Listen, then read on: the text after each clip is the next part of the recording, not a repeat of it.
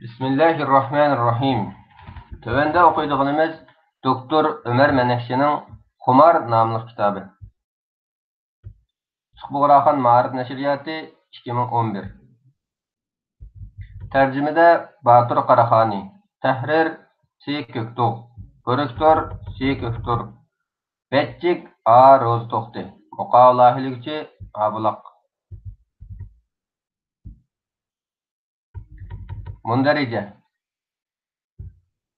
Söz, muqaddime, qıltaq düşüş, ömür desmayısı, xumar buluş, qiziqish, dostlarning besimi, bir qatimliq hechnim bo'lmaydi, o'zini tutib olalaydiganligiga ishonish, tamak xumari, ijtimoiy yara, kayf qilg'uchi ichimlik, aroq, uyushchan zaharlik buyumlar, ko'cha bolalari, sargardon bolalar, ko'chadagi bolalar, zaharlik chekimlik xumar bo'lganlar, zaharlik chekimlik chora emas, balki tuyuq yo'l. Apla, balam zəhərlik çekimlikə öyrənib qapdı. Bundaqda nima qilishimiz kerak? Fatime. O kitapda muşularni o'qib chiqamiz. Kirish so'z.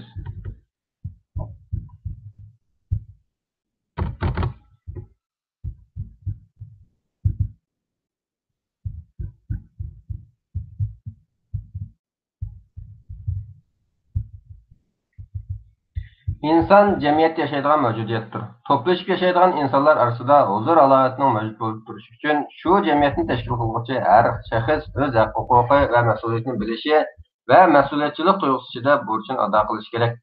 Mas'uliyatchilik tuyg'usi oldi bilan shaxsning o'ziga bo'lgan mas'uliyati bilan boshlanadi. O'z mas'uliyatini to'nib ketgan kishi oilasi va jamiyat oldidagi mas'uliyatni ado qila oladi. İnsan o'zini bekor qo'yib beriladi, ya'ni shariat ishlari taklif qilinmay Meyli qo'yitilgan hayvonga o'xshaydi deb o'ylamdi. Degan oyat insonning mas'uliyatga ega bo'lganligini bayon qilsa, u kun qiyomat kuni dunyoda sizlarga berilgan ne'matlardan savol-so'roq qilinsizlar. Degan oyat aqldan tortib berilgan son-sanoqsiz ne'matlar uchun insonning kuchining yetishicha ado qilishga tegishli belgilik mas'uliyatining borligini bayon qilmoqda. İnsaniyat jamiyatida davolg'ish hosil qilayotgan son-sanoqsiz ijtimoiy masalalar o'rtaga chiqayotgan bugungi dunyoda İnsaniyat şan-şerefiga loyiq parlaq kelajak barpo qilish uchun hammamizning zimmasiga ado qilishga tegishli mas'uliyatlar tushmoqda. Biz yashayotgan dunyoda inson bo'lish sutimiz bilan nurg'unlagan masalalarga duch kelmoqdamiz.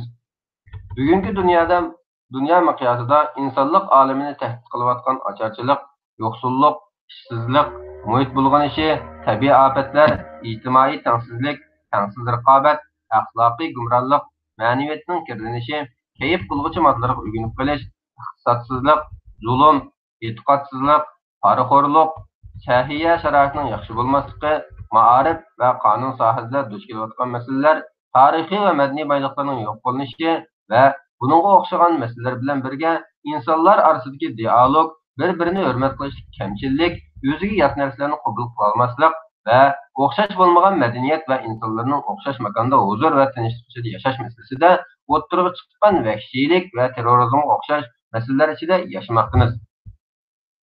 Bu masalalar faqat ma'lum bir joy, rayon yoki xalqqa ta'sir ko'rsatib qolmay, balki butun insoniyat jamiyatiga bundoq yoki undoq shaklda ta'sir ko'rsatmoqda va bu masalalarga ko'ngil bildirmoqda. Bu masalalarni tegidan hal qilish uchun xalq ichida yoki xalqaro jamiyatda chora-tadbirlar izlanmoqda. Aslida bu ijtimoiy masalalarning tagida o'zimiz bilan bo'lgan boyliqlarimizning qimmatini bilmasligimiz va undan unumli foydalanmasligimiz yotmoqda. Bu sebepten bu baylıklarımızın kıymetini bilişi ve onu ünümlük faydalanıqlı bo'ladigan baylık aylantirish nihoyatda muhim. Şübhəsiz ki, biz ega bo'lgan eng qimmatli baylık e'tiqod va ta'limlari bilan 14 asrdan buyon insoniyatni yorug'likka erishtirgan nurning manbasi bo'lgan ulug' dinimiz islomdir. Bugun inson ortiqchiligini joriy qildirish maqsadi bilan o'ttirg'a chiqqan psixologiyalik davolash usullaridan ekologiyalik masalalarga va zaharlik chekimlikka qarshi kurashishcha butun dunyo masalalari, millatlari yoki davlatlari dinning mudohalasiga, yordamiga texim aniq qilib aytganda muqaddas kuchiga muhtoj bo'lmoqda. Islom dini zamonaviylikqa yordam bera oladigan, zamonaviy dunyo uchun yangi diniy choralar tepib bera oladigan hayotiy kuchga ega dindir. Bu sebepten muqaddas dinimiz buyurgan ve tavsiye kılgan tang bahramon bo'lish va yordamlashishga o'xshash prinsiplarga quloq solib, bir-birimiz uchun ado qilish tegishli burch va mas'uliyatlarimizni bilishimiz, mo'rini mo'riga taraf tirishishimiz, turmushning issiq sovuqlarini beshimizdan birga o'tkazishimiz, yashag'ili bo'ladigan holga keltirishimiz, ijtimoiy yordamlashish va tang bahramon bo'lishni asos qilgan holda bir jamiyat barpo qilishimiz, odatga aylantirishimiz, shod-xuromliq va huzur halovat bo'lgan hayotlarga birlikda yetishimiz lozim. Nashriyatimiz xalqimizning diniy talab ehtiyojlarini qondirish va jamiyatning huzuri va birligini barpo qilishni o'zining mas'uliyati deb qarab kelmoqda. Jamiyatning ma'naviyatiga aks ta'sir ko'rsatgan oila ishi masalalari, jamiyatning har qatlamida har xil shaklda ko'rilayotgan qalaymaqonchilik, urf-odat jinoyatlari, inson haqlarining dafsana qilinishi, ijtimoiy muhitga parvosiz qarash, nachar va yomon xuy odatlarga o'xshash ommaviy shaklda ahamiyat berish va hal qilish kerak bo'lgan ijtimoiy masalalarda diniy jihatdan keng jamoatchilik yo'l ko'rsatishni va bu sohada mavjud bo'lgan xato diniy tushunchalarni tugitishni, bu masalalarning hal qilinishi uchun faoliyat olib borayotgan organ va tashkilotlar bilan yaqindan hamkorlashishni o'zining burchi deb bilmoqda. Inoq va tinchlik ichida yashaydigan, bir-birimizga inson sifatida hurmat va shafqat ko'rsatadigan bir dunyo barpo qilishda muqaddas dinimizning ta'limotlarini abadiy o'chmas misol qilishni maqsad qilmoqdamiz. Bu maqsadda tarjima qilingan Masalalarimiz va mas'uliyatimiz nomli bu asarlar tizisi zamonaviy masalalarning vayronchiligini, kunimiz dunyosini ko'zda tutgan holda dinning asl manbasidan cheklanib uchirmay o'tirib chiqargan, e'tiqod va axloq bilan yo'g'rilgan to'g'ri tushuncha bilan bartaraf qila oladiganligimizni, to'g'ri bo'lgan diniy tushunchaning va kundalik turmushga rahbarlik qiladigan ma'naviyatning jamiyatga qanchalik huzur va xotirjamlik baxsh eta oladiganligini ko'rsatib bermoqda. Muqaddima. Günümüzde bütün dünya ve ilimizde insan ve cemiyet sağlığı tehdit edilayotgan nurg'un masalaning borligi, bu masalalarni hal qilish yo'llarining murakkab va qiyinligi hammalarga aydin. Her kuni degidek radio, televizorlarda, kundalik gazetlarda, haftalik va oylik jurnallarda xabar orasida zaharlik chekimlik o'rganib qolgan kishilarning, bo'libmi yoshlarning nachar, parishon, bechora hollari, o'lim bilan axlashgan hayot hikoyalari, qora guruhlarning bir-biri bilan rahimsiz qonliq hisoblashlari yaralmoqda. Şuna zərlik çekimlik öyrənib qilish meselesi cemiyetinin her qatlama ta'sir ko'rsatishi hem bir cemiyetten yana bir cemiyet tarqalish sababidan davrimizning eng muhim va eng keng doiralik meselesi bo'lib turmoqda. Zamonaviy dunyoning rahimsiz chaqlar orasiga qisilib qolgan insoniyat yangi chiqish yo'li izlanayotganda zərlik çekimlik öyrənib qilish hadisi yoshlarni asos qilgan holda kun sari kengayib bormoqda va qo'rqinchli darajaga berib ketmoqda. Qıltıqıb tushib qolganlarning asosini bir tomchi bilan yo'qotib, yolg'on jannatning hayzini surgizgan bu sirli ximiviy modda soxta jannat bilan birga elib kelgan azob va o'limlar bilan do'zaxni xotirlatmoqda.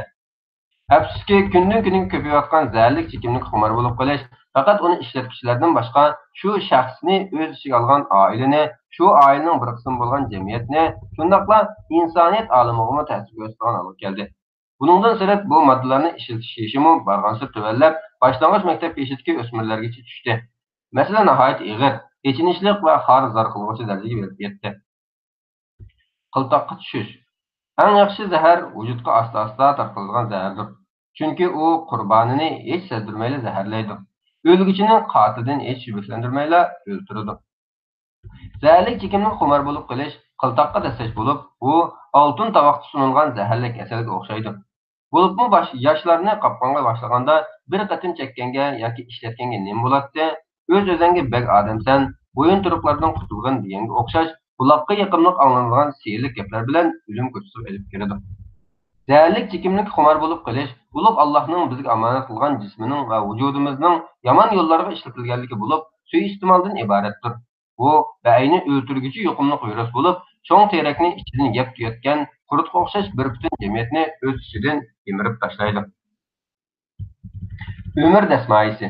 İnsan Allah Taala tarafidan eng chiroyli shaklda yaratilgan, ilm-fan bilan qurollantirilgan, sanab tugatkisiz ne'matlar ato qilingan va boshqa maqsadlardan yuqori martaba ustun qilingan maxluqdir. İnsonga sanab tugatkisiz ne'mat, yaxshilik baxsh etgan Alloh Taala insondan bularning qadriga yetishni, ato qilgan ilohiy omonatlarning to'g'ri yo'l ishlatilishini va umrni ma'nilik o'tkazishni talab qiladi. Bu ne'matlarning hech birini isrof qilib yoki nobud qilib o'tib, o'zini halokat yo'liga tashlamaslikni buyurmoqda. Ömür boyu ega bo'ladigan iqtisodiy va ma'naviy imkonlarni buzib chekib to'g'ritmaslikni va isrof qilmaslikni bizga bildirgan. Shak shubhasizki, Allohning insonlarga bergan eng qimmatli hadiyasi umr bo'lib, inson o'lguncha ega bo'lgan narsalarning hammasiga umri ichida erishadi. Lekin umriga hech qanday narsadan ega bo'lg'il bo'lmaydi. O'tib ketgan kunlarni qaytarib keladigan, shamga o'xshash erib tugagan bu bebaho g'azinni qaytarib keladigan hech qanday narsa yo'q.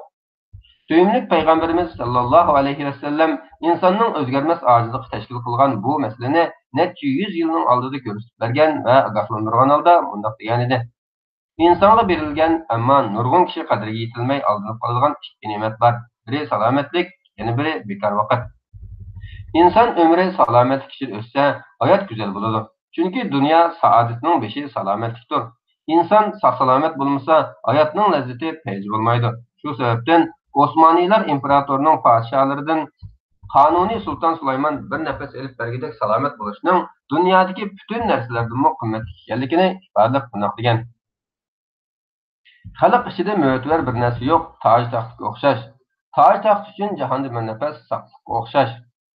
Shunga ulug' Allohga hurmat, butun maxluqotlarga shafqat va marhamat ustida qurilgan islom dini sog'-salomat inson, sog'-salomat oila va sog'-salomat jamiyatni asos qilgan.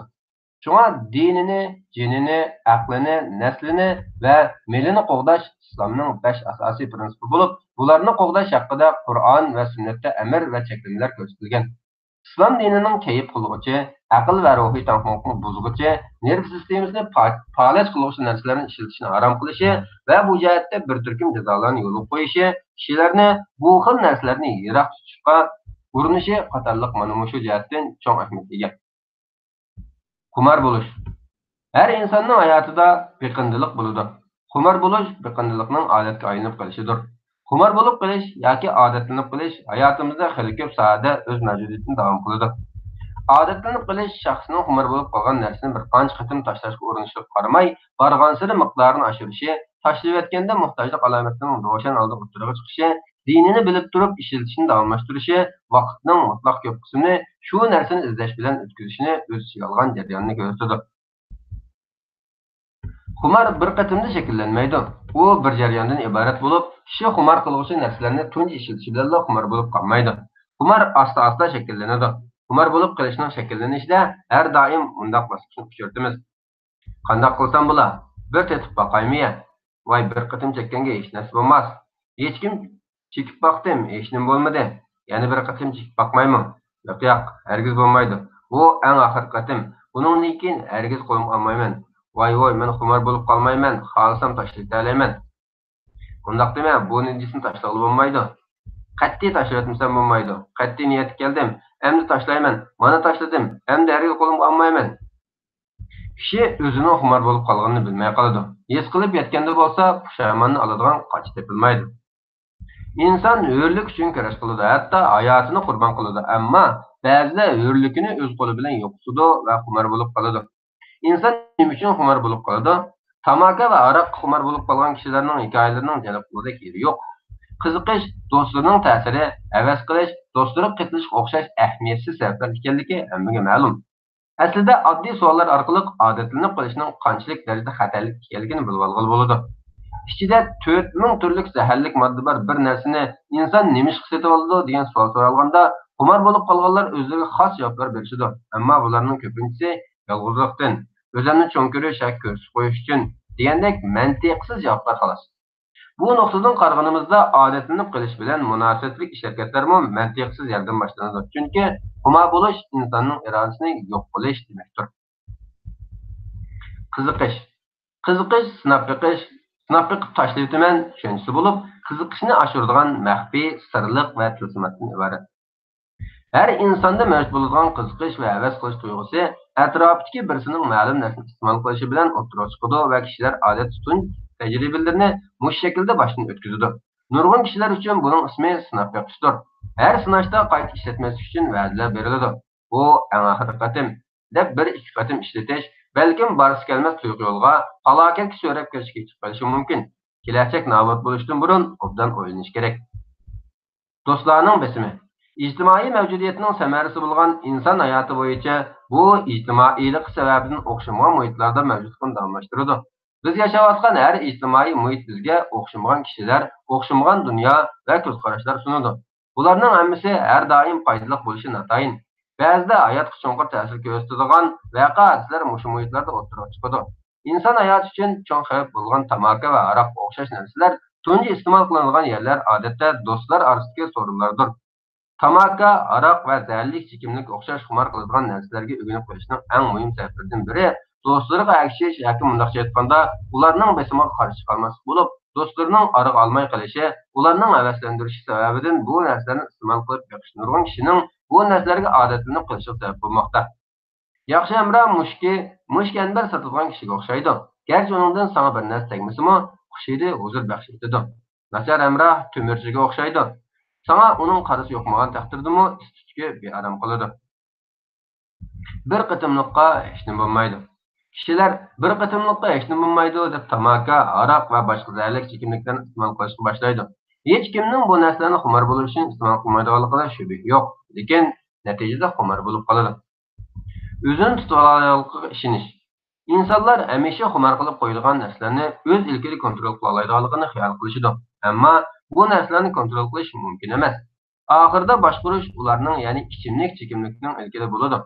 İnsan mag'lubiyatga uchragan, taslim bo'lgan nuqtasi xumordir. Xumor bo'lib qilishning eng muhim ifodasi iste'mol qilgan narsani kontrol qilmasligi va iste'mol qilishni to'xtatolmasligidir. Unutmasligimiz lozimki, har narsani vaqtida to'xtatib olish bekmi qiyin. Tamaki xumori. Tamaka xumor qilg'uchi narsalarning eng beshida keladi. Tamaka jimg'ur, ammo jalbkor do'stga o'xshaydi. Kishining boshiga dard tushganda darhol bu do'stga esilib, uning o'tidan isting'usi, tutuni bilan dilidagi dardlarni bostirg'usi keladi. Holbuki tamaka na dard, na shodlik hamrohi emas. U faqat va faqat o'zimizni aldishimizga yordam qiladigan, xumor paydo qiladigan bir vositadan iborat. Tamaki xumori vujudni nikotinga odatlantirish orqali o'z qo'li bilan o'zini asta-asta o'ldirgizadi. Tamakining inson salomatligiga ziyonli ekanligida qilch shubha yo'q. Dunyoning va yurtimizning eng muhim sog'lomlik masalalaridan biriga aylangan tamaki ichida mavjud bo'lgan zaharli elementlar sababidan nurg'un kasallik kelib chiqmoqda. Olimlar tamaki ichidagi nikotin va tutunning organlarda rak, yurak kasali va tomir kasallaridan tortib nafas yo'li va nerv sistemalarida buzilish keltirib chiqarganligini bayon qilmoqda. Resmiy istatistikalarga ko'ra, Turkiyada ko'p sonli kishi o'pka raki, tomir qatishish, nafas yo'li itilib qolishiga o'xshash kasalliklarga tamaki sababidan giriftor bo'lmoqda. Dunyoda yilda taxminan 4 million, Turkiyada 100 ming kishi tamaki keltirib chiqargan kasallik sababidan hayotidan ayrilmoqda. Tamaki salomatlik masalasidan boshqa yana iqtisodiy ziyonlarni keltirib chiqarmoqda. Buningdan boshqa tamaki chekilgan makonlardagi tamaki chekmaydigan kishilarmi tamaki ziyonining ta'sirini uchirmoqda. Tamaki salomatlikka ziyon yetkazish bilan birga iste'mol qiluvchilar yashining yosh xonchilargacha yetib berishi bilan diqqat tortmoqda. Bugun tamakining salomatlikka ziyonli emasligini ilmiy va tibbiy nuqtadan aytish mumkin emas. Shunga bu masalaning dinimizda shaklangan ishlar qatorida ko'rilishi shubhasiz. Dinimiz har insonning o'ziga va boshqalarga ziyon yetkazishini, aziyat qilishini va isrofchilikni harom qilgan. Ulug' Alloh kitobimiz Qur'onda o'zinglarni halokatga tashlamanglar deyish orqali hayotimizga xavf yetkazgan har xil ish-odatlarni yiroq turishga buyurmoqda. Payg'ambar sallallohu alayhi vasallam o'zinglarga yoki boshqalarga ziyon yetkazmanglar, ziyonga ziyon bilan javob qaytarmanglar deb kishilarni o'ziga va boshqalarga ziyon yetkazmaslikka buyurgan. Tamakining chekkuchiga va tamaki chekilgan yerdagi kishilarga bergan ziyoni nazar tutganimizda tamaki chekilganda ham Alloh haqqining ham banda haqqining daftarni qilinganligini hammamiz bilamiz. Shuning bilan birga ulug' Alloh bizga chekni oshmaslikqa, o'ttiral bo'lishga buyurib, isrofchilikni cheklagan va bu vaqtda yanglar, kichinglar, isrof qilmanglar. Alloh isrof qiluvchilarni haqiqatan yoqtirmaydi degan.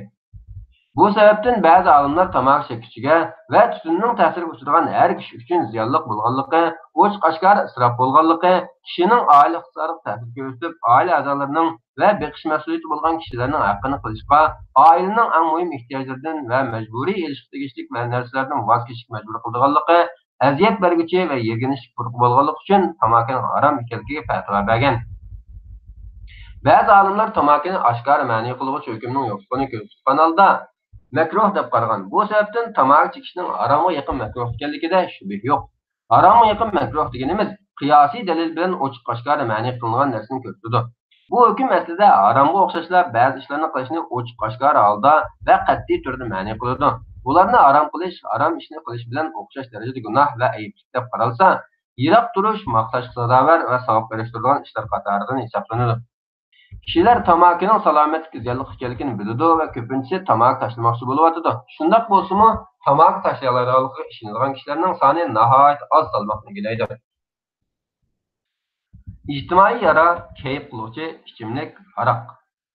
Xumor qiluvchi narsalarning ichida eng keng tarqalganlardan biri aroq. Aroq ichish va u keltirib chiqargan oqibatlar davrimizning eng muhim masalalaridan biri.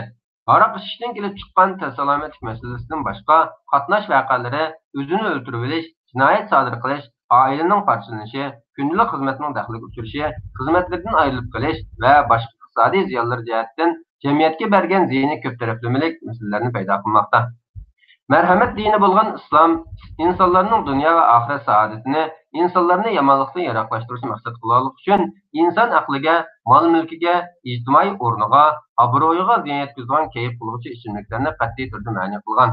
Bu yomonliklarga qarshi kurashda insonni qo'llab-quvvatlagan bo'lib, aql va ruhiy taqvolikni buzadigan, kayf qiladigan va nerv sistemasini qalayimqonlashtiradigan ichimlikni harom qilgan. Qur'onda bu vaqtda mundaq deyilgan: Ey müminler, aroq ichish, qimor o'ynash, butlar, ya'ni cho'qinish uchun tiklangan toshlarga cho'qinish, fal o'qlari bilan fal selish shaytonning ishi, paskina qiliqlardir. Baxtga erishishinglar uchun shaytonning ishidan yiroq bo'linglar. Shayton aroq, qimor orqali oranglarda dushmanlik, adovat tug'dirmoqchi, sizlarni namozdan va Allohni yod etishdan to'smoqchi bo'ladi. Sizlar endi aroqdan, qimordan yanmamsizlar? Bu oyat mas'ulg'uchi ichimlik haqida nozil bo'lgan eng oxirgi oyatdir. İnsaniyet tarihi bilen tang uzun tarixga ega bo'lgan, barliq qavm va davrlarda mavjud bo'lib kelgan aroq ichish odati Qur'on nozil bo'lgan mezgilda Hijoz arab jamiyatida keng ko'lamda tarqalgan bo'lg'achqa, islom dini aroqni harom qilishda boshqa hukmlarga o'xshash qoyil qilg'uchi va qadamma-qadam ma'ni qilib, eng oxirida harom ekanligini aniq o'tirib qo'ygan. Odatlanib qolgan va ko'nib qolgan ish-harakatlardan xoli bo'lish uchun ma'lum mezgil ketadi. Bu sababdan islom dini oldi bilan iymon, tavhid, Allohga ibodat va go'zal axloqni barpo qilishni maqsad qilgan. Hazrati Oysha radhiyallohu anhaning aytganidek, aroqning bir qatimda harom qilinmay, qadamma-qadam harom qilinishi cho'nqur iltifot odatga aylanib qolgan bir masalaga munosabat bo'lgan bu cheklamaning hech qanday norozilik, qarshilik va e'tiroz paydo qilmay, o'ng'ay qabul qilinish sharoitini shakllantirgan. Tadrijiy ilgirlash usuli islom ta'limotida foydalanilgan eng asosiy metod bo'lib, islom dinidagi amr va cheklamalar biroqla tushirilmay, zamonning o'tishiga ergishib, xalqning qabul qilish qobiliyatini nazarga olgan asosda o'ng'aydan qiyinga qarab ilgirlaydigan metod ishlatilgan. Aroqning harom qilinish munosabati bilan tushirilgan oyatlardan bu usul aniq ko'rilmoqda. Xurmadan, uzumdan sharoblar va pokiz yemaklar yasaysizlar. Aqlni ishlatadigan qavm uchun buningda haqiqatan Allohning bilgini ko'rsatgan dalil bor. degan oyat mas'ulg'uchi narsalar haqida nozil bo'lgan tunji oyatdir. Aroq texi harom qilinmagan, pokiz yemekliklar bilan sharob bir yerda zikr qilingan bo'lsa-mu, sharobning obdan narsa emaski ishorat qilingan va keyin nozil bo'lgan cheklam uchun uzilingan. Ey Muhammad sallallohu alayhi vasallam, sendan aroq va qimor to'g'risida so'rashdi. Sen ularga buning har ikkisida cho'ng gunoh va kishilarga ozgina moddiy foydam bor, lekin ulardagi gunoh foyda qilgan texim cho'ng degan.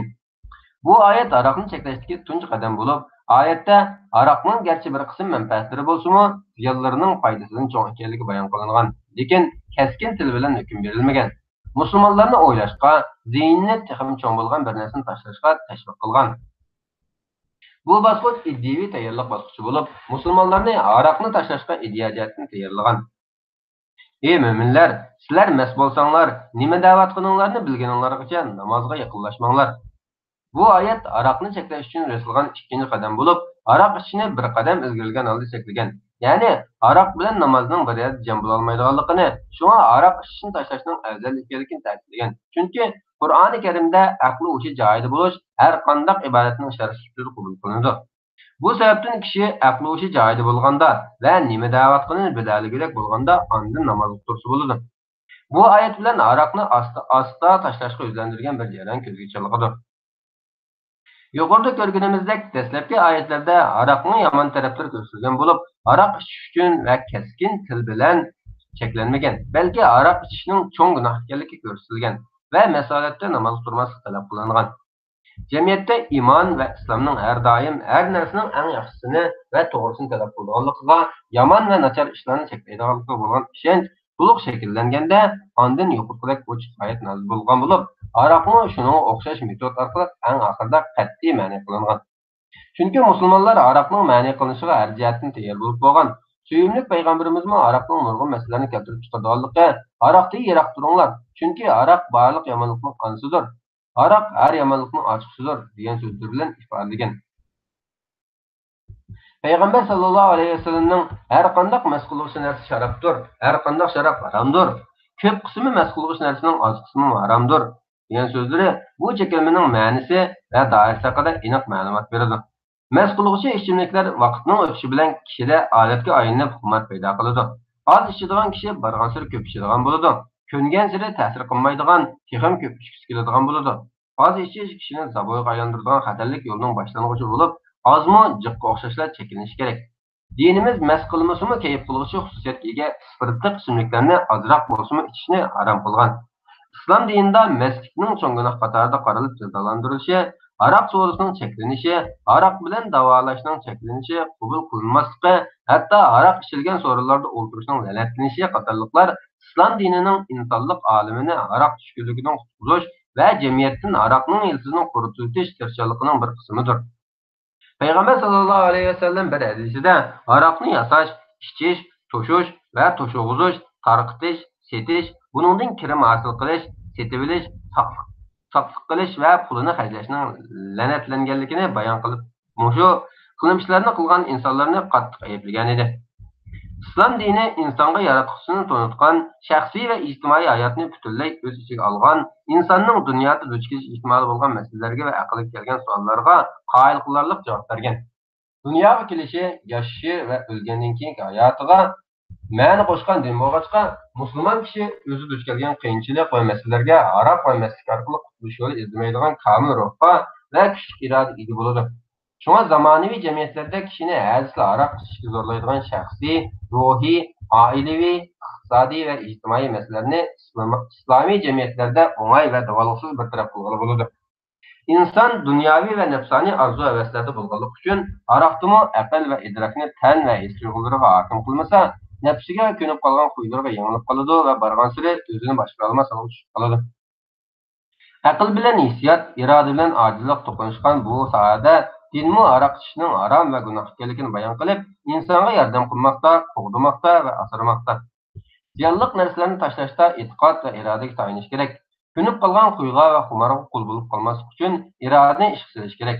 Shunga suyimli payg'ambarimiz sallallohu alayhi va sallamning aroqni cheklashdan burun musulmonlarning qalbida iymonning mustahkam o'rnab ketishiga va kishilarning irodasini kuchlantirishga qarata ilib borgan tafsilliklari muhim ahamiyatga ega. Shu sababdan e'tiqod usullari silinib, fikriy tayyorlik bitgandan keyin aroqni cheklaydigan oyat nozil bo'lgan va insoniyat tarixida misli ko'rilmagan g'alabalik natija qabul qilingan. Aroq keskin harom qilingan oyat tushganda musulmonlar uylaridagi aroqlarni Madina ko'chalarida to'kkan, ko'zlarini chaqib etgan va bu keskin buyruqqa bo'ysunib, ziyonli odatlarni tashlashga qilich tiklanmagan.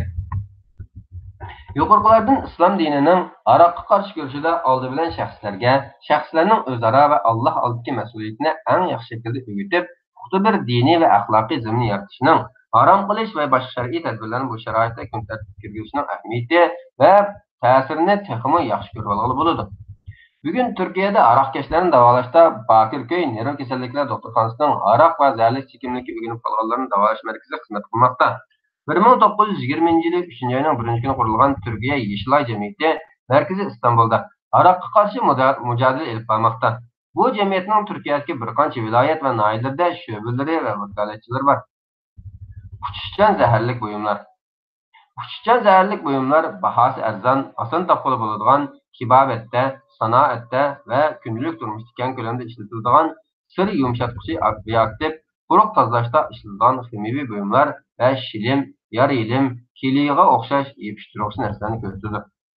Uçuşcan zaharlik buyumlarning a'zam bo'lishi, til ta'sir ko'rsatishi va oson topilishi sababidan yosh o'smirlar bu buyumlarni keng ko'lamda ishlatmoqda. Uçuşcan zaharlik buyumlar xumari, masjidsiz ko'chalarda qolgan, egi chaqsiz va boshqalar osonlikcha foydalanib ketadigan o'smirlar uchun eng chong xavfdir. Ko'cha bolalari, sargardon bolalar. Cho'ng shaharlarda yashayotganlar har kuni degandek ko'rib turadigan manzillardan biri ko'chalardagi sargardon bolalar. Ba'zi ularni birlariga bir narsa setayotgan holda ko'rsak, ba'zi ma'lum bog'chining bir chetida qo'ldagi uçuşcan zaharlik moddani turayotgan holda tushirtimiz. Ba'zi ularni magazindan yoki tiz tomoqxonadan chiqayotganda, "Ada, qo'rsqim bek eshib ketdi, ozroq pul bergan bo'lsangiz" deb yelinayotgan holatda tushirib qolamiz. Bu vaqtda nima qilishimizni bilolmay gangarab ketamiz. Ya oduqqunimizning qo'limizlik tomoqni uningga beramiz, yoki qapoqlarimizni turgan holda hech nima demay, iloji bor yuziga qaramay u yerdan yiroqlashamiz. Ammo ko'pinchimiz bu bolalar nima sababdan ko'chalarda qoldi, qachongacha ko'chalarda sarson bo'lib yurdi deb o'ylab boqmaymiz. Bu yerdan 100-200 metr yiroqlashgandan keyin ichimizda bu tuyuqsiz uchrashishdan qolgan ansizlik, g'azab va rahm qilish hislaridan qilch asar qolmaydi. Toki yana bir qatim shunday ahvol bo'lishigacha. Ko'chadagi bolalar oilada urib so'qilishlarga chidayolmay ko'chalarga qochgan bolalar, ota-ona mehri muhabbatidan, o'yinlardan yo'qsul, bolalikning ta'min etolmay cho'ng bo'lgan bolalar, o'ynaydigan vaqtida o'yindan, maktab yoshida o'qishdan voz kechishmay bo'lgan bolalar, kichik turiblar cho'ng mas'uliyatni ustiga olgan bolalar, insonga noloyiq sharoitlarda ishlayotgan, ishlatilayotgan bolalar, hayotini qiyin xatar ichida o'tkazilayotgan, ko'chalarda jinoyatga zo'rlanib yashayotgan bolalar va cho'ng bo'lish bilan cho'ng bo'lolmas tarzda qolgan nurg'un bolalar ko'chalardagi rayimsizlikka qarshi turish va tayoq yeganda og'ir his qilmaslik, ko'chaning sovuqlariga chidash, beshidan o'tkazayotgan og'irchiliklarga qarshi jismoniy va hissiy kuch shakllantirish, ya'ni o'zlarini kuchli va yurakli his qilish, yaxshi narsalarni xiyol qilish va xijil bo'lish tuyg'ularini yo'qotganlik uchun nomus qilmay boshqalardan yemak-ichmak so'rab, talamchilik qilish va erkin ozod gap qilish uchun xushchan buyumlarga ehtiyoj bo'lgan bolalar. İçim ısıp qolgandek his qilaman, ichib hushimni chiqaraman deb yelim va kelipurab yurgan bolalar. Zaharlik chekimlik xumari. Zaharlik chekimliklarning iste'mol qilinishi bek uzun tarixga ega bo'lib, qadimdan tortib insoniyat jamiyatining eng nachar odatlari va masalalari bo'lib kelayotmoqda. Nasha, afyun, heroin, kokain, morfinga o'xshash mast qilg'uvchi moddalarning badanda paydo qilgan ta'siri aroqning ta'siridan texnik kuchli. Bunun inson badaniga ko'rsatgan ta'siridan jamiyatga paydo qilgan ziyni texnik cho'ng bo'lib kelmoqda. Keyif qilg'uvchi ichimliklarni harom qilgan islom dinining aroqdan texnik kuchli bo'lgan mast qilg'uvchi zaharlik chekimliklarni tabiiy holda harom qilishida hech qanday shubha yo'q. Bu yomon odat va kasalliklarning sabablari orasida insonlarning ojizliklari, chorasizliklari, ta'lim tarbiyadan yo'qsul qilishi, insonlarning bir-biriga yomon ta'sir ko'rsatishi, nachar sharoitlar, oliy va hashamat tayangan sunniy turmushdan huzur ololmaslik, ma'naviy bo'shliq, g'oyaviy yo'qsullik, kambag'allik va yolg'izlik keltirib chiqargan chorasizlik qatorliqlarni ko'rib bo'ladi. İslam dini insonni aroq va zaharli chekimlik iste'mol qilishga majburlayotgan sabablar bilan ayrim holda kurash qilish va har biriga qoyil qilarlik tushuncha bilan birga keyif va mast qiluvchi narsalarning iste'mol qilinishini qat'iy turda ma'ni qilgan. Aroqning ma'ni qilinishi Qur'onda keyif qiluvchi, inson aqli va ruhiy tangpunligini buzgan barliq qattiq va suyuq narsalarni o'z ichiga olgan holda bayon qilingan. Hadislarda har qanday keyif qiluvchi narsaning harom ekanligi tilga bo'lib, ko'pi keyif qiluvchi narsaning oz bir qismining harom ekanligi, har qanday keyif qiluvchi narsaning aroq sharob hukmiga kirganligi bayon qilingan. Zaharlik chekimliklar ichida nasha nihoyat uzun zamonlardan beri dunyoning nurg'un rayonlarida bo'libmi yiroq sharqda keng tarqalgan bo'lib, islom dini tushirilgan zamon va makonlarda insonlar bek bilib yetmaganlik uchun Qur'on va hadisda u mazkur keng tarqalgan aroq sharob haqida atrofli to'xtalgan va cheklanma bu misollar berilgan. İslam dinining amr ma'ruflaridagi umumiy maqsad nazarga ilinganda, islom dinining bu to'g'ridagi cheklamasining faqat aroq yoki ma'lum bir keyif qiluvchi ichimlikka qartilmaganligi, balki aqliy va ruhiy tangpunni buzadigan, nerv sistemasini mas qilib, mingni tormozlaydigan, kishining irodasi va tafakkuri kuchini butunlay yo'q yoki qismiy yo'q qiladigan har qanday besh qiluvchi zaharli chekimlikning shu cheklamaga kirdiligini ko'rib olib bo'ladi. Hatta bugun zamonaviy tibobat, psixologiya va ijtimoiy bilimlar nasha, afyun, heroin, kokainga o'xshash zaharlik moddalarning inson salomatligi va jamiyat amonligi uchun aroqdan ko'p ziyonli va xatarli ekanligida birlik kelmoqda. Zaharlik chekimliklar insonni bargan sari tashqi dunyodan ayirib, o'ziga qul qilmoqda. Har xil yomonlik va jinoyatlarni sodir qilishga tayyorlamoqda. Bo'libmi insonni insonlikdan chiqarib tashlamoqda. Bu nachar odat jamiyatda azg'unlik va har xil kasalliklarning paydo bo'lishida cho'ng rol o'ynamoqda. Bu sababdan g'arb davlatlari keyif va aroqqa ma'lum darajada yo'l qo'ysimi, zaharlik chekimlikka qarata qonuniy va ilmiy sohada faoliyat olib bormoqda. Kishilarni bu nachar odatlardan to'sadigan ichki kuchning yo'qligi, diniy va axloqiy jihatdan yo'qsullik, shaxsiyatchilik va manfaatxo'rlikni asos qilgan turmush usulining hokim bo'lishi sababidan bu davlatlardagi zaharlik chekimlikka qarshi kurashlar natijasiz qolmoqda. İslam dini keyif qiluvchi ichimliklar va zaharli ichimliklarni iste'mol qilishni qattiq jazolash usuli bilan turishning o'rniga shaxslarning o'zlariga, jamiyatga va yaratuvchiga bo'lgan mas'uliyat va aylanishni shakllantiruvchi e'tiqod va axloq tuyg'ulariga ega bo'lishiga ahamiyat berib kelmoqda va bu millatning ta'siri cho'ng bo'lmoqda. Musulmonlar jamiyatida aroq va zaharli ichimlikning g'arb jamiyatiga qaraganda oz iste'mol qilinishida yuqorida tilga metodning roli cho'ng bo'lmoqda. Zaharli ichimlikka xumor bo'lganlar. Yashash, yaşamay turib yashash, o'lish ya o'lguncha, o'lgandan keyinchi nasha va tablet shaklida keltirilgan zaharli ichimlik iste'mol qilgan sari, yengni urgan sari bu o'y fikrlar insonni chirmab oladi. İste'mol qilmasam hayotda umidim qolmaydi.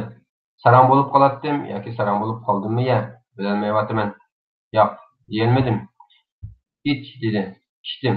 Ba'zi yo'q dedim. Zo'rlagan edi. Yana ichdim. 2 qatim yo'q dedim. 3-chi qatim chidayolmay ichdim. Yo'q deyish ig'ir keldi. Yo'q desam yolg'iz qolaman deb o'yladim. Ular qatildim.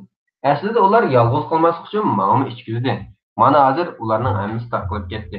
Ba'zilar tashladi, ba'zilar xumor bo'lib qoldi, yo'qolib ketdi. Yo'q deyemedim. Yolg'iz qolmaslik uchun ichdim. Ammo hozir yolg'iz qoldim. Endi bildimki, bu doğrudan bir qitim ish bilan butun hayot yo'q bo'ladi. Oilamni, o'tmishimni, kelajagimni, yaqinlarimni, hamma narsamni yo'qotdim.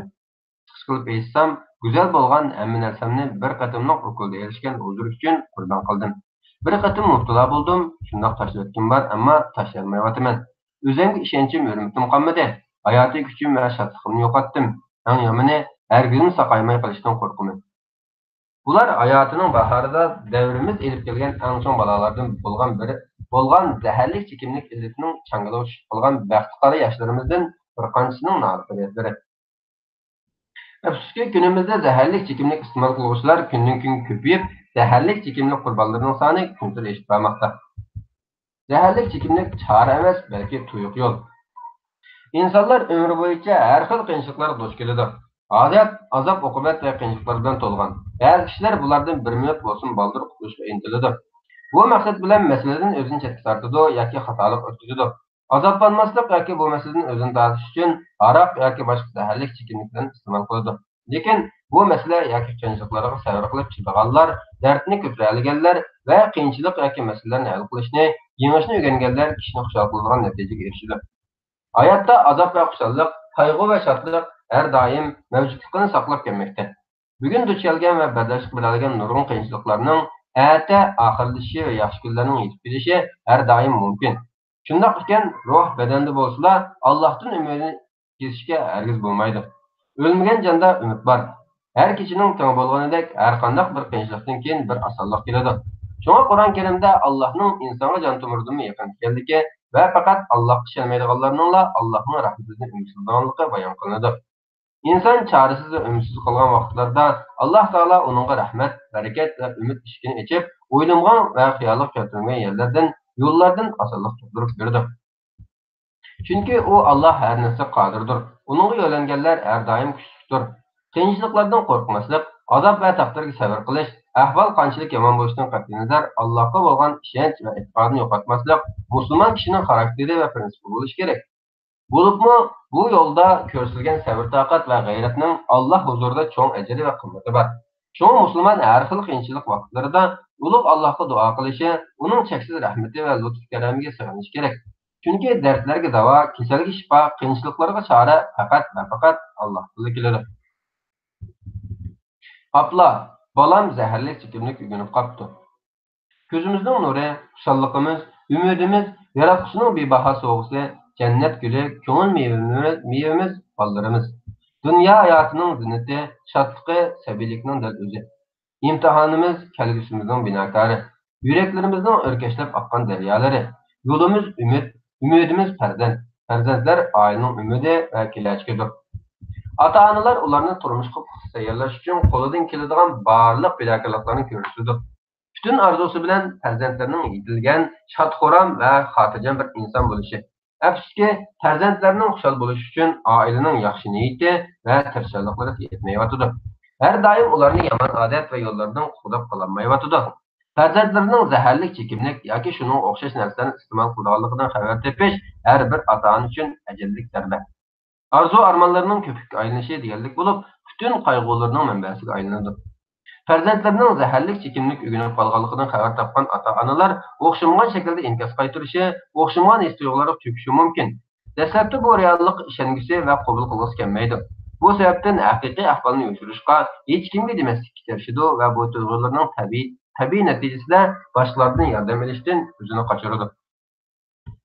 Chiqqili bo'lmaydigan tuyg'ularga kirib qolganligini his qilib, chorasizlik patqiga petib qolishi mumkin.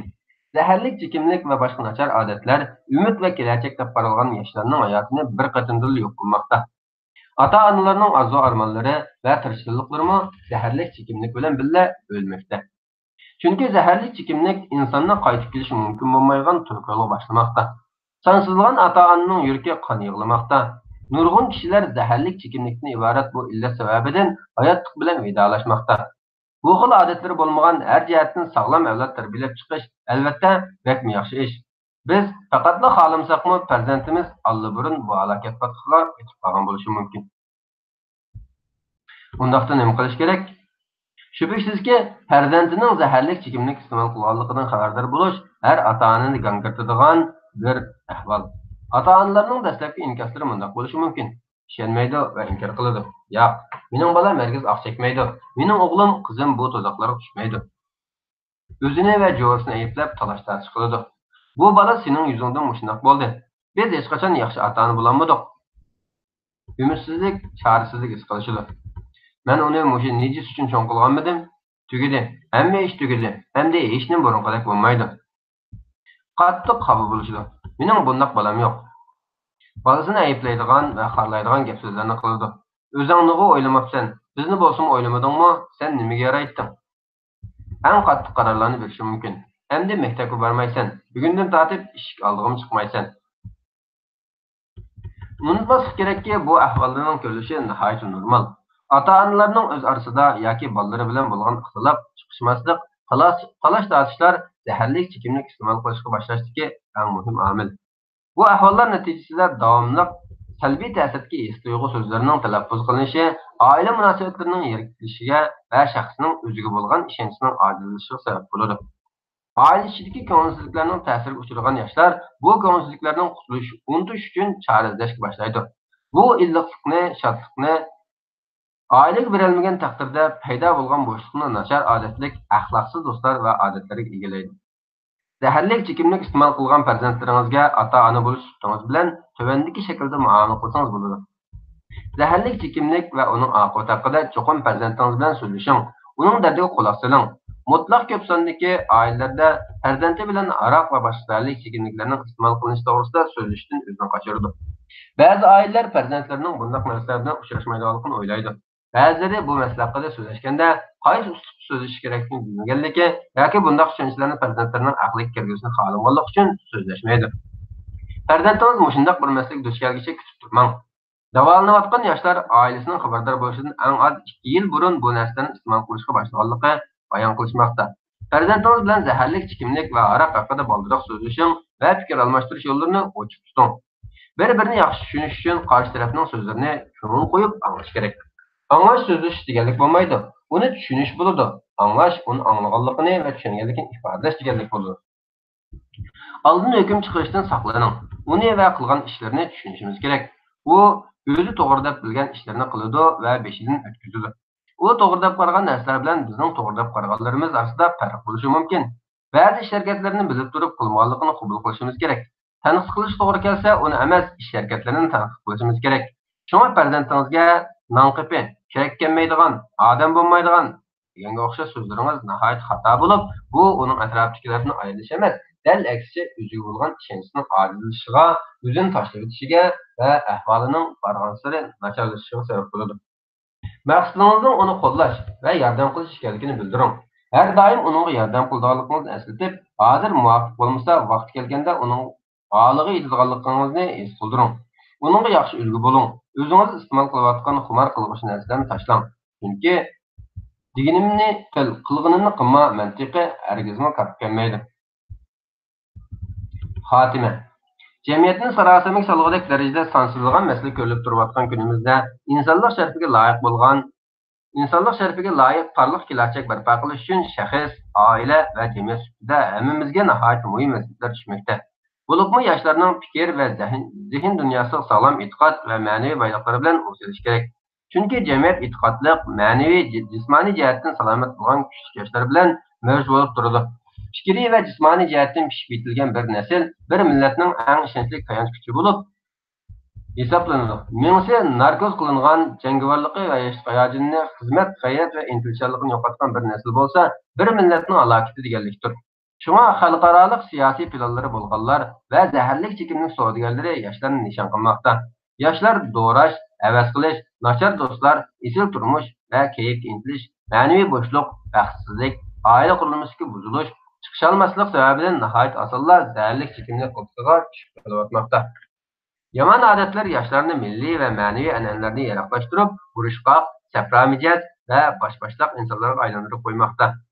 Yuqorida tilga ilib o'tilgan ziyonlarni nazarga olgan asosda kurashni oldi bilan aroq va zaharlik chekimlik iste'mol qilmagan kishilarning bularni iste'mol qilishlarining oldini oladigan qattiq chora-tadbirlarni tepishdan boshlashimiz, xumor bo'lib qolganlarning davolanishini amaliyalashtirishimiz, oila, maktab, jome, masjid, oliy maktablar, matbuotlar yaqindan moslashib, hammamiz o'z mas'uliyatimizni to'liq ado qilishimiz kerak.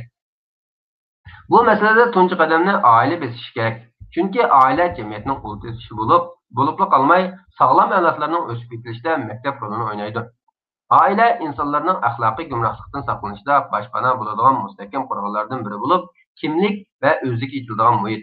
Buningdan boshqa inson e'tiqod, an'ana, urf-odatlar bilan obdan va foydali odatlar tunji qatim eng mukammal shaklda oilasiga uchrashidi va o'ziga qabul qiladi.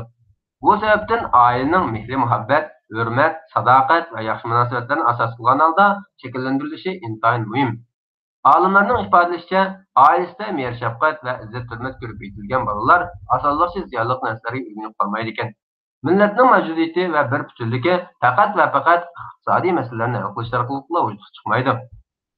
Bo'libmi diniy va axloqiy ta'lim-tarbiyaning kuchaytirilishi shaxslarning ma'naviy va jismoniy salomatligining muhofaza qilinishi orqali amalga oshirilganligi inkor qilib bo'lmaydigan haqiqat. Zaharlik chekimlikka qarshi kurashda izlanish, xizmat qilish ommaviy va diniy vazifa bo'lib hisoblanadi.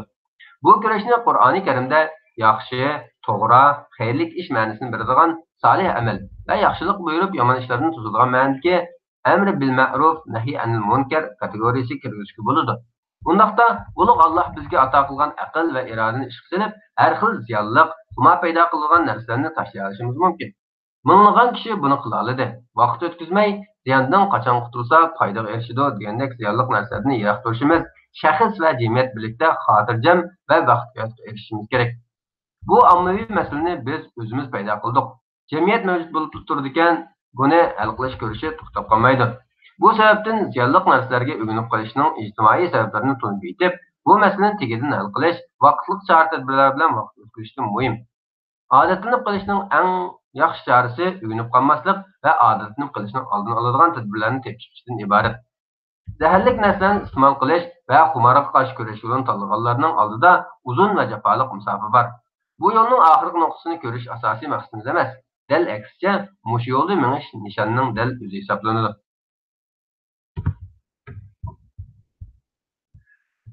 Assalomu alaykum va rahmatullohi va barakatuh.